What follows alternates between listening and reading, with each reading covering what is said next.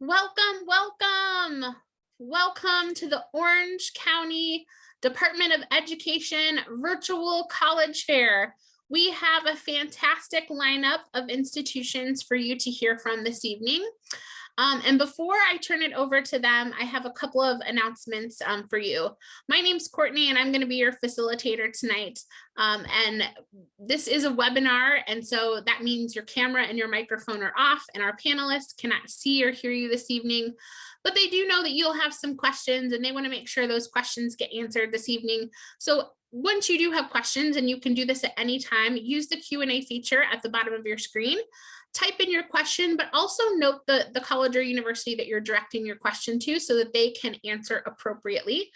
This is a really fun way to learn about colleges that maybe you know stuff about or really excited about and heard of before, but this is also a really great way to explore maybe colleges that you don't know as much about and maybe haven't heard of before. So we do hope that you'll sign up for more sessions because there's a whole another hour after this evening and you can still sign up. This is being recorded this evening and will be available for playback at strivescan.com/COSI. So now I'm going to turn it over to our first presenter. I have the opportunity of introducing to you Bennington College. Take it away whenever you're ready. Yeah, hi everyone. Thank you so much for joining us this evening. My name is Fran Salcedo-Edwards. I work as Bennington's California regional representative. So I'm based in Southern California myself. I'm really excited to share some quick information about Bennington with you. So just a brief kind of background, Bennington College is a very small private liberal arts college located in Southern Vermont. So we're about 3.5 hours north of New York City and about 3 hours west of Boston. We've got 720 undergraduate students who are coming from 60 different countries and over 40 different states within the US. Just under 20% of our students are international, and about 21% of our students are the first in their families to attend college. You can see that small campus size really pares down to the individual student experience. So you see average class sizes of around 12 to 15 and a student to faculty ratio of 10:1. There are two key programs at Bennington that really define the student experience. The first is our academic structure itself, which at Bennington we call the plan process. Over the course of a student's 4 years at Bennington, every single one of our 720 students actually develops their own course of study and practice. They design their own course of study. They do this by being supported by at least 4 to 5 faculty members, teachers and professors at Bennington who are experts in the fields that student is most interested in pursuing. So at Bennington, we offer courses in 45 different areas of study that you can see on the screen here. And our academic structure is designed with students in mind who might not particularly have just one specific interest, or they have an interest that spans multiple disciplines. So if you're a student who is passionate about both dance and economics, or you're passionate about environmental sustainability and you don't know whether to study that through environmental studies or public action or politics, you can study it through all of those perspectives at Bennington. I have an example on the screen here, just on the right-hand side of a student's plan process. So again, it's very heavily individualized. Lily studied visual arts, computer science, and mathematics. And I won't read that long inquiry to you, but this is what Lily's plan was in. So our students are developing their own central inquiry that ties together exactly what they're most passionate about. No preset pathways, no boxing in your interests. Your education is yours to design academically. The second key area of a Bennington education is known as fieldwork term. We're the only college in the US to have required annual internships since our founding. And so every single year, it is built into the curriculum that between January and February, you will leave campus and pursue 6 weeks of fieldwork in an area related to your studies. We have an entire office and department dedicated to supporting students in both figuring out what they would like to do over fieldwork term, as well as how to make that happen. So every student at Bennington graduates with at least 4 internships on their resumes. Our average is actually 7. So you can see some examples here from fieldwork term in 2020. We had students, even during a pandemic, who pursued fieldwork term experiences So that was bound to happen at some presentation, right? We had students complete fieldwork terms at places like Mass Mocha, at Sony Entertainment, as well as the Mark Morris Dance Group and Adobe Pictures. I want to talk a little bit about the student experience as well. I'm sorry if that gets really loud. So Bennington is a completely residential campus. All of our students live on campus in one of our 18 on-campus houses. Our houses are actual white wooden houses. They're kind of circa 1930s, New England architecture style. And we actually place our students in houses based on their personality. We don't separate housing at Bennington based on any factor, such as your class year, your gender identity, what you're studying academically. Instead, it's kind of like the Harry Potter sorting hat. Every house naturally has its own personality. And so we place students in houses based on what they're looking for in a living situation, as well as an intentional community. Just to wrap up, I'll talk briefly about our application and financial aid process. So Bennington is available through the common application. The bulk of students apply through there, and you can see our application deadlines there on the screen. We are completely test optional at Bennington, which means you don't have to submit standardized test scores. If you don't submit standardized test scores, it has no impact on your likelihood for admission or on your eligibility for any financial aid. We offer both merit and need-based financial aid. And so if you'd like to apply for need-based financial aid, we just require the FAFSA and the CSS profile to be submitted by the same deadline as the round you're applying in. Good news for merit-based scholarships, you don't need to submit any additional paperwork. We completely consider every single student, regardless of financial need, for all of our scholarships ranging up to $35,000 a year. You can see some links on the right-hand side to some of our social media platforms. Both our Instagram account and our Tumblr, where you can ask anonymous questions, are controlled by our current students. So if you want to hear their perspective, please head over there. You can also schedule a virtual visit through our website as well at that bottom link. And I'll just wrap up with a really fun statistic that really praises fieldwork term. 92% of our students receive some form of financial aid. And 77% of our graduates report being fully engaged at work versus just 39% of graduates nationally. Thanks so much for your time tonight. Sorry again about the Chihuahua. Probably most of you can empathize, and I'll put my contact information in the chat. We can absolutely empathize. And I feel like dogs only bark when they know you're doing something important. So thank you so much for your presentation. And next up, you'll get the opportunity to hear from Champlain College. Take it away, Diane, whenever you're ready. Great. Hold on one second. Let me just, make sure that I've got everything ready to go for you here.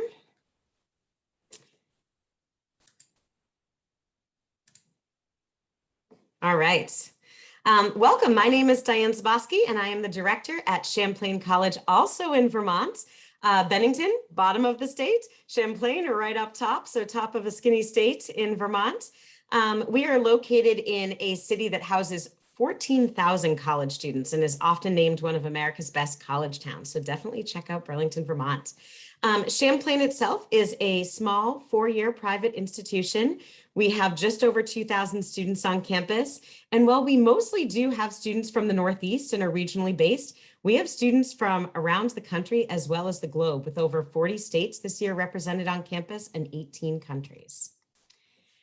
Here at Champlain, we have a model that we like to call our education in 3D. So what this means is that all of our students will come in with these three components, and it will be part of their curriculum throughout their 4 years at Champlain. So all students will have their major, which is your main academic focus that you choose, either coming in or you can come in undeclared, and we'll help you explore your possibilities.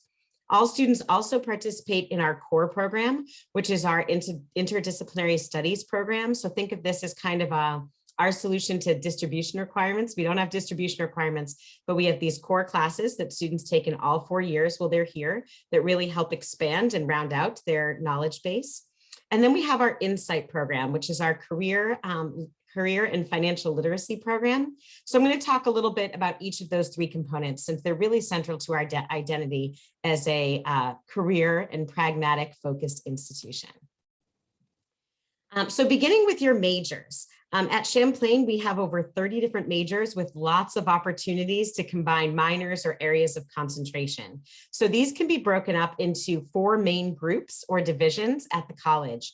So we have our School of Business, which houses most of our, as you would guess, business majors. We have Education and Human Studies, which are our helpers. So this is where education, social work, criminal justice, law are housed. Communication and creative media, which would be for those who have more of an artistic side and are interested in creating spaces and really working with maybe some technology needs or maybe some traditional painting experiences.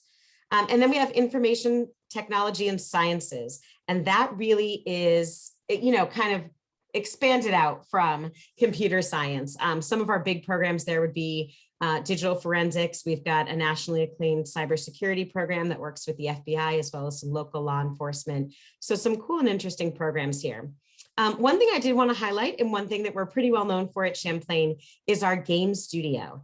So while some colleges have a major or two and have really started exploring kind of how you create the business of creating, designing, and selling video games, we've been doing that for over a decade at Champlain, and we actually have 6 distinct majors that span our divisions. You can see them on here. So depending what area of the game industry you're interested in, we definitely have something to cover you. So once all of our students have their major and they take the bulk of their classes there, we also have our core curriculum. And over your 4 years at Champlain, you would start really with classes that help you read, write, analyze text, and kind of move through the progression so that over time, you begin to really develop your own arguments, your own thesis that culminates in a senior year capstone project. So these are projects that all students design on their own, paired with a faculty member. And they're really centric to what you're interested in and what you decide to study. So for example, those game studio students, they create games that they actually pitch and they create, and then we play them on campus. We invite employers. It's this big event that has hundreds of people come to it annually in Burlington. We've had students who work in visual communication and graphic design become PR experts and redesign complete campaigns for social media as well as print for local businesses. So really, this doesn't have to be a big paper. This can really be a project that is central to you and your identity and what you want to do in your career. And the other thing I would say is that all of the intellectual property you create at Champlain is yours. So anything that you create as part of this capstone project or during any of your classes at Champlain, we do not own the rights to, so you can go sell it and make your millions. The third component would be the Insight program. And this is really central to part of our identity, is that we want to make sure that we're preparing students not only to really succeed academically and be ready for the workforce intellectually, but to be ready for the workforce practically. So we get students out into the workforce doing internships right away in their first year. We also have built in classes into the curriculum. So all students will take courses and attend seminars in career positioning, how to make yourself stand out in a busy and complex market, as well as personal finance classes to make sure that you can handle your budget when you graduate.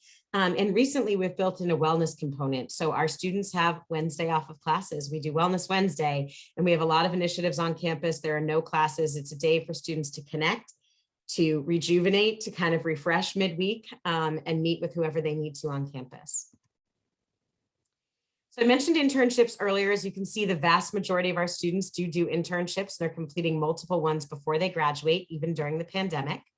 And what that really leads to is practical and experience that really pays off. Over 93% of our students in the past 6 years, as an average, are employed or continuing their education in grad school within 6 months of graduation.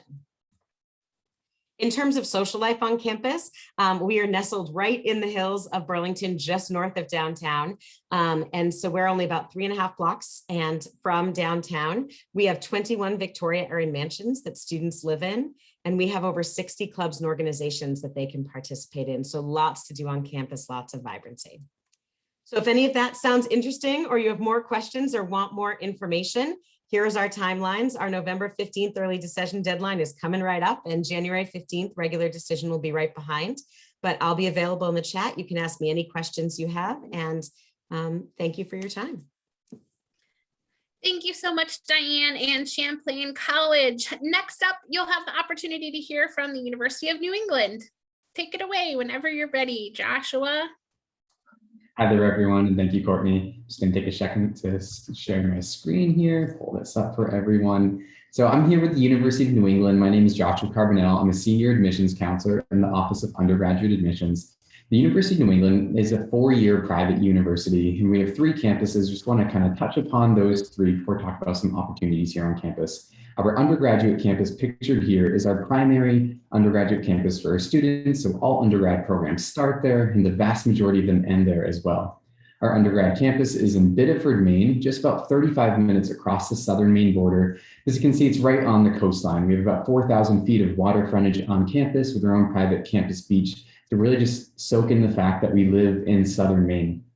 Our undergraduate population is about 2,300 students, with about 22 students per class and a 13-to-1 student faculty ratio.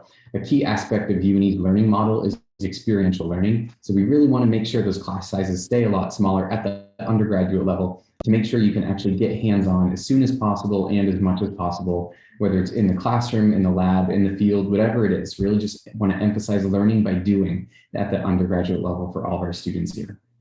In addition to academics on the Biddeford campus, our Biddeford campus is where all things student life happen for undergrad students, if that's clubs and activities, as well as athletic life. And our second campus is a little bit farther north of the Biddeford campus, but here you can see the most recent building on our Biddeford campus, the Student Commons, where all our really student services are right in the heart of everything on the Biddeford campus. So it really is ease of access for our undergrad students, put everything in close proximity for you to have all those student services in one place, because really emphasize that student support. Want to make sure you have a lot of professional staff along the way helping you through that undergraduate education. And then shifting a little bit north is our second campus in Portland, Maine. Portland being Maine's largest city, and our Portland campus being our graduate and professional studies campus. So this campus is only for graduate students at that professional level for programs in the health professions. So that includes our programs, including the College of Dental Medicine, the College of Pharmacy, occupational therapy, physical therapy, physician assistant, all of those kind of health profession programs for graduate students are on the Portland campus. And then lastly, a little bit further away is our third campus over in Tangier, Morocco. Our Tangier campus, of course, one of our study abroad opportunities. However, this one a little bit unique just because it's our own campus. It's simply the third stop of UNE. And we really emphasize global education in a significant way with students studying abroad at about 5 times the national average. We have a lot of different partnerships with universities across the world and organizations for shorter trips. But the essence of our global education really starts with the fact that we have our own campus in Tangier. And we have so many students in the sciences that we really wanted to make sure it's possible to go abroad and stay on track to graduate. So our Tangier campus allows any student of any major to go abroad if they want to. Now, shifting to our undergraduate degree programs here, these are all of our undergrad degree programs. I'd like to emphasize that this does not include our graduate or professional studies programs for the master's or the doctorate level.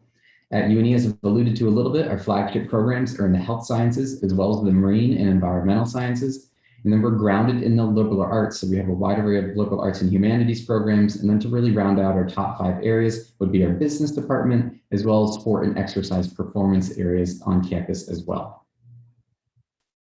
And as I've kind of mentioned already, we really emphasize experiential learning. It's a key aspect of UNE, and that really just means learning by doing. And that includes opportunities in and out of the classroom for all of our students of every major. If it's in the liberal arts, if it's in the marine sciences, their health sciences, whatever it is, we really want to make sure students are out in the field with getting really hands-on as much as possible. So some nice images here of different opportunities of health science students in the labs that we have right on campus, marine science students going across the world with a lot of the marine connections and trips that we have, and then some environmental science students out in the field doing actual work with some of their professors there.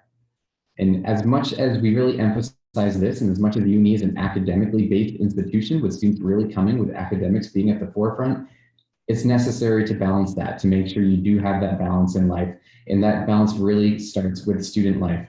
Student life is really a robust part of campus. We have a really tight-knit community in the undergraduate population. And so everything that happens out of the classroom tends to be really robust because so many students are hyper involved out of the classroom to provide that balance in life in and out of their academic life. So if it's clubs and organizations on campus or in and around the community, if it's utilizing the coastline, given the fact that we're right on the ocean and exploring just the outdoors, or if it's athletics, our students tend to be very involved in all of those kind of areas here on campus. And then just to kind of round out the conversation here for a second, always many opportunities to stay connected with us. And if you are considering applying, some basic information here. We have a few application options for you, with the most common pathway being the use of the Common App for our applicants. And at UNE, our first deadline coming up is our early action deadline of November 15th. And a key thing to really keep in mind if considering applying to UNE is that we are a test blind university. We're one of just a few in the country, so we won't be considering the ACT or SAT scores in the admissions process, so we won't be asking you to turn those in. But for additional information, you can always stay contacted with us at all of those lines there, our email or phone number, or at all of our social media platforms with that same handle there. Thank you. Joshua, thanks so much to you and the University of New England. Wow, you guys have already heard from 3 great institutions, but we still have 2 to go. So next up, I have the pleasure of introducing to you Keiser University Flagship Campus. Heather, take it away whenever you're ready. Thank you so much. Go ahead and share my presentation. So like she said, I am from the Keiser University Flagship Campus. Now you're probably wondering, what does that mean? Well, Keiser University has 21 campuses in the state of Florida. We are the largest private not-for-profit school in the state of Florida. Our flagship campus is our only traditional residential campus, meaning that's where we have our residence halls, our sports teams, our activities, and things like that. All of our other campuses are more satellite campus. That being said, each campus is very small, and I'm going to talk to you about the flagship campus today. There's some photos there that you can see. And our motto is students first, and we are career focused. And what does that mean to you? So our philosophy is student first, meaning, you know, we have an open door policy. Everything that we do is for the student. So if you have any questions, any problems, you need help with anything, you come see us and we'll help you with that. And secondly, career focused means we specialize in that small class size and that hands-on practical knowledge learning. So we don't have lecture halls or anything like that. We want to make sure that you learn the real life way of doing whatever it is that you're studying, so you are career ready when you leave us. And here's just some key facts about our campus. We are most known for our nursing program. Keiser in general is the #1 producer of graduates for nursing in the state of Florida. You can tell we are career focused by that 91% overall placement rate for jobs for Keiser grads. And even though we are a small campus, we do have a very global student population, very diverse demographic. Right now, our students come from 60 different countries and 42 different states, so very diverse. And like I said, we do have 21 campuses in the state of Florida, but we also do have 2 international campuses, one in Shanghai and one in Nicaragua. So if you do want to take advantage of those study abroads or, you know, a semester abroad, you could do that as well. We are also home to 29 different NAIA athletic teams, plus we have, you know, club sports and lots of activities on campus. So I don't have time to show you our video today, but I did just want to show you this quick photo, kind of an overview. We are located in West Palm Beach, Florida, unlike the rest of my colleagues that are in New England this evening. We're located in sunny South Florida. And here's just a kind of aerial shot of just a portion of our campus. We do have 100 acres right in the center of West Palm Beach. You kind of forget that you're in West Palm when you're on campus because you are so separate and it's so quiet and serene there. So with our admissions criteria for most programs, we require a 2.7 GPA, and we do have the ACT and SAT scores listed there. But for most programs, we are test optional, meaning unless you're applying for any medical or engineering program, We do not require those test scores, but we do super score. So we will take whatever's better for you, whether it's your test score or your GPA, to help you try to get the most out of your academic scholarships. So the application process is listed there for you, and that QR code will take you straight to our application if you are interested today. And then upon acceptance, we will also evaluate you for an academic merit scholarship, and we offer up to $16,000 per year in those scholarships to help fund your education with us. So here's a quick snapshot of our programs. It does not list all of the specialties and concentrations that we have. Some of the highlights, of course, is our nursing program. We have a ton of business administration programs. And then we have a couple very unique programs specific to Keiser, like our golf management program, where students come to study the business of the golf industry. It's a multi-billion-dollar industry, and of course South Florida is perfect for that, as well as our equine studies program. Again, in South Florida, equine is very big, so if you want to work with the horses, or maybe own some sort of equine facility, that would be the program for you. And then, of course, when you're looking at a university, you always want to figure out, what kind of student are you? Where are you going to be most successful? What kind of environment is going to, be the best to get the most out of your college experience? And I always say the best way to do that is to follow us on any of our social media platforms. A lot of them are student run, or they have student takeovers. So you really do get an insight to the day in the life of what it's like to be a student at Keiser University. All of our handles are at Keiser U Flagship. And if you do follow us and DM us your address on any of those, we will send you a free t-shirt. And that is all for me today. There's my information. If you want some more information, you can scan that QR code. Otherwise, my phone or email are there. If you're ever in Florida, want to visit the campus, let us know. Otherwise, we do have a lot of virtual open houses coming up as well. Thank you. Heather, thank you so much to you and Keiser University. Our final presentation tonight will be from Suffolk University. Take it away, Stephanie, whenever you're ready. Thank you. All right. Hello, everyone. My name is Stephanie Sweeney. I'm Associate Director of Undergraduate Admission at Suffolk University. So a lot of my colleagues talked about how far they were from Boston, but how about being in downtown Boston? So we are an urban campus. We're located right in the downtown area. So this gives you an idea of where we're located. We're 10 different buildings in the downtown, but they're all just next door to each other. So it's not like you're taking the subway to get to your residence hall. Everything is walking distance and easily accessible, but you are in the middle of the city. So we're not your typical, urban or campus surrounded by gates covered in ivy. That's not us. We're very modern. We're very urban. We're very much a part of the city. And we really celebrate the city as our classroom. We're actually on the Freedom Trail, which is a line on the sidewalk that links the 16 historic sites of the American Revolution. So our professors really like to take advantage of that. So a lot of times they'll say, grab your coat, we're going outside, and you start taking walking tours of the city. And you find out that the Chipotle you went to every day is the first printing press in the United States. Paul Revere and Sam Adams are buried under my office window. So you're just constantly living what you're learning, which makes it a very cool environment to go to college in. Directly across from us, we have the financial district where all the major international businesses are located. Directly behind us, we have the Massachusetts State House, where they create the laws for the state of Massachusetts. To our left, we have Boston City Hall, where they create the laws for the city of Boston.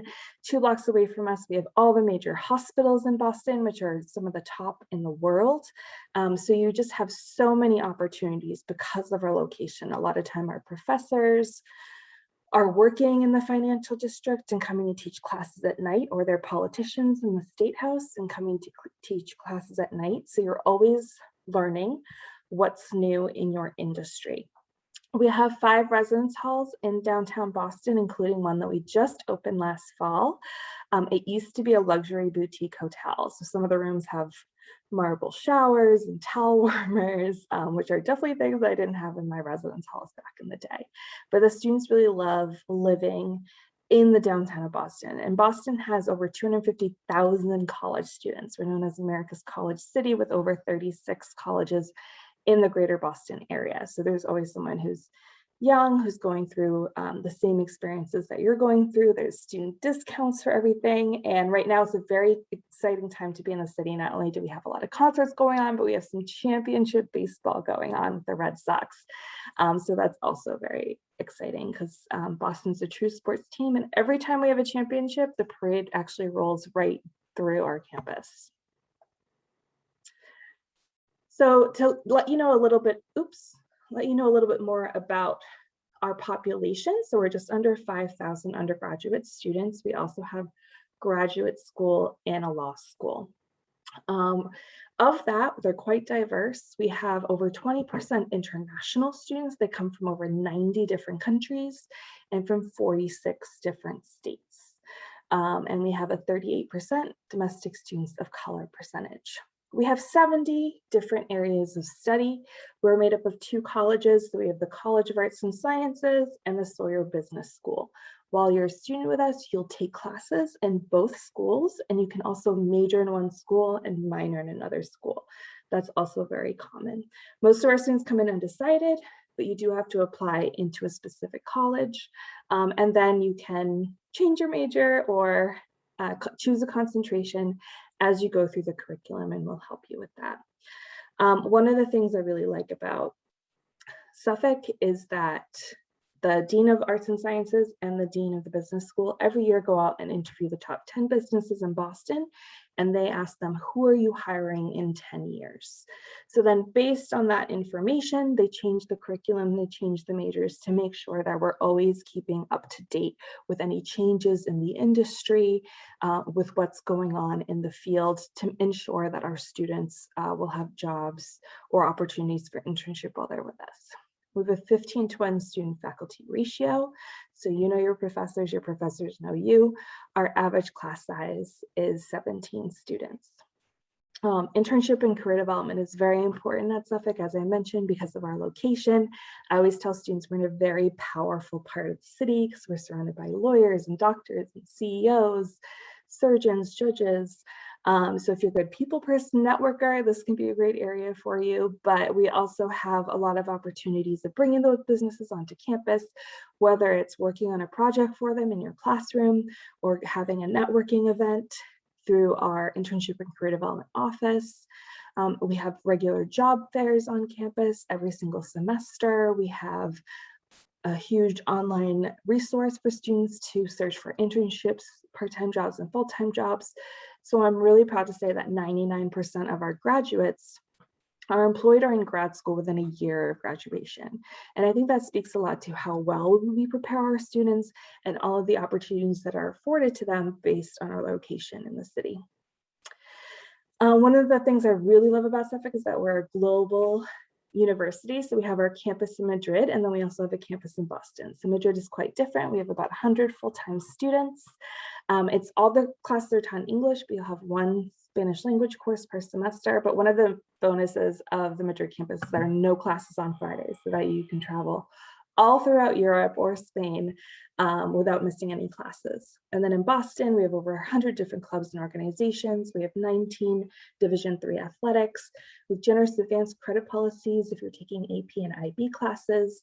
And a fun fact is that the inventor of the glue stick, Dr. Sushil Bhatia, is a professor in our Sawyer School of Business. So I'll leave my contact information in the chat if you have any other questions, and you can reach us at suffolk.edu. Thanks. Stephanie, thanks so much to you and Suffolk University. I'd now like to invite all of our panelists to turn back on their cameras, and we will go round robin and answer some questions. So here we go. Our first question will be, what would you like students and families to remember about your institution? And we'll start with Bennington. Yeah, absolutely. I think for Bennington, it's that you have complete agency to design your own education around exactly what you're most passionate about. Great. And for Champlain College, it's really that we pair academics with practical real life experience. So that work-life piece of getting those internship experiences is at our core. And at UNE, I would say it's that we're ranked the #1 college and university in the entire state of Maine for job placement for students to get jobs in their field after they graduate. And I would say for Keiser University's flagship campus, I would say our focus on students first, and then also that we are the 6th safest campus in the nation. And at Suffolk University, I'd say that we're a truly global university and that we have so much diversity amongst our student body, but also our campus images, global education. So now I'm going to tap into your expertise as admissions professionals. After doing this, I'm sure you've heard lots of different myths from students, families, school counselors. What is a myth about either the college search process or the application process or the admissions process that you would like to debunk? And we'll go in that same order, starting with Fran first. Oh, this is always a tough one to choose. I would say, especially among fellow small private liberal arts colleges, it's not only the schools that you'll find in the top 20 or top 100 rankings that are incredible quality educations. There's thousands of institutions. You'll each have incredible fits at numerous of them. So please make sure that you keep an open mind and really think about, just as you're shopping around for anything else in your life, a college education is similar. It'll be something really specific for you. Ooh, normally I like to debunk a testing myth, but I think that that's been thrown out of whack the past 18 months. So I will say a myth that I've heard throughout my career is that a private college education or university is more expensive than public. And that is not always true.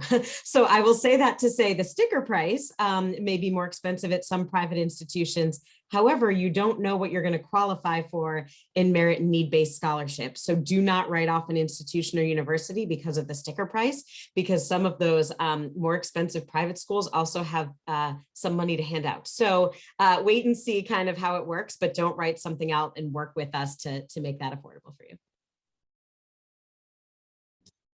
And similar to Bennington's comment there, I would say that there's really an emphasis at some smaller universities to make sure you have these amazing world-class opportunities, but in much smaller settings. So even though schools are smaller sometimes, it doesn't mean they don't have the opportunities or the expertise in the fields. You just get it in a much more intimate setting. And I would just say that, it's not just submitting some applications and hoping for the best. Like, ask your questions, ask what you want to really know, ask to talk to alumni, ask to talk to a current student. You're allowed to do that. And that's the best way to find out if a school is a really good fit for you. Not only are we looking to see if you would be a good fit for our school, but you also have to find out if we're a good fit for you as well.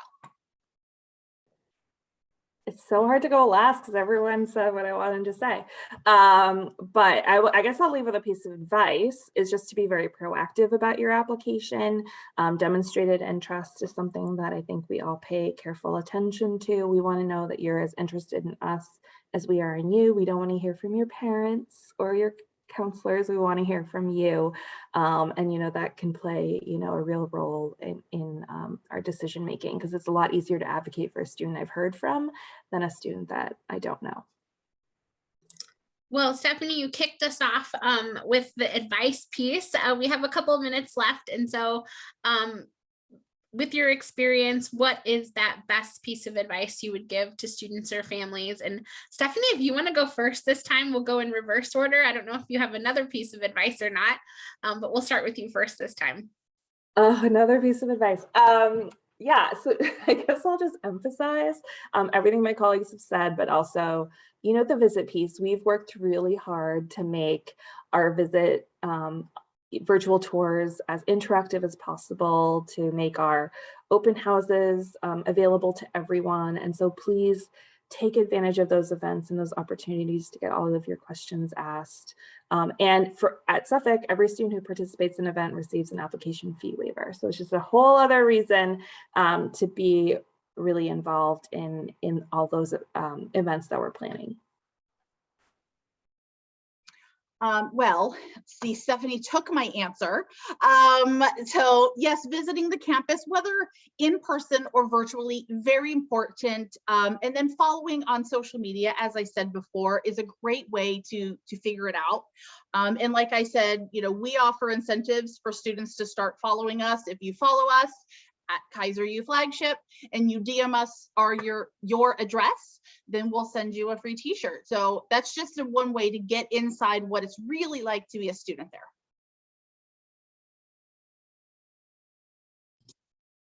I think my best piece of advice is to make sure a college adheres to you. And the converse of that, don't ever adhere to a college. So don't sacrifice things that are important to you in making a college decision. There's so many different colleges and universities across the country. Somewhere there's truly the college that has everything you need it to have. So don't give up on that search and make sure a college truly is adhering to you. You're a lot more than a student in college. It's your home. It's where you're going to spend a lot of time. So make sure it has everything you truly want it to have. My advice is something that I did not do when I was looking at colleges, which was to take the advice of people I knew that knew what kind of colleges I was looking at, who recommended a college I'd never heard of, and check it out. I dismissed those so quickly for a variety of really silly reasons. And now that I work in college admissions, I'm like, that might have actually been a pretty good fit. So if someone knows you well and someone knows what kind of colleges you're looking at, and it's easier than ever, as Stephanie said, online, virtually, check out 1 or 2 colleges you have never heard of. And if you don't like them, you don't even have to leave your living room to check them out. But check them out, take a look at 1 or 2 colleges you've never heard of, because it might surprise you. And the other thing is relax. It's supposed to be fun, right? It's supposed to be fun to look at colleges. So the other thing I always like to say is do your best to try to relax and enjoy the process. Oh, now I'm on the flip side of it. I think I agree with everything my colleagues said, especially having fun with the process. And remember, you know, oftentimes this process can feel so grueling and it brings out a lot of anxiety for students. For every school that scares you, where you look at the admit rate and it's, you know, 8%, 20%, remember there are a ton of institutions out there, incredible educations that are admitting anywhere from 50 to 80% of their students, right? Private liberal arts institutions. So don't forget that there's a place for everyone in higher education. You just got to find it. I told you guys these were the experts and had so much great advice. I hope that you were listening to everything they said, and also take them up on their offers to answer your questions as you go through this process. As Diane mentioned, this is supposed to be fun, and it's a really exciting time in your life, and it's really transformative too. So we hope that you enjoyed this evening. As you close out, there'll be a quick 5-question survey. Sign up for more sessions. There's still 1 more hour after this tonight, and this was recorded and will be available for playback at strivescan.com/COSI. Thanks so much for joining us, everyone, and have a great night. Bye-bye.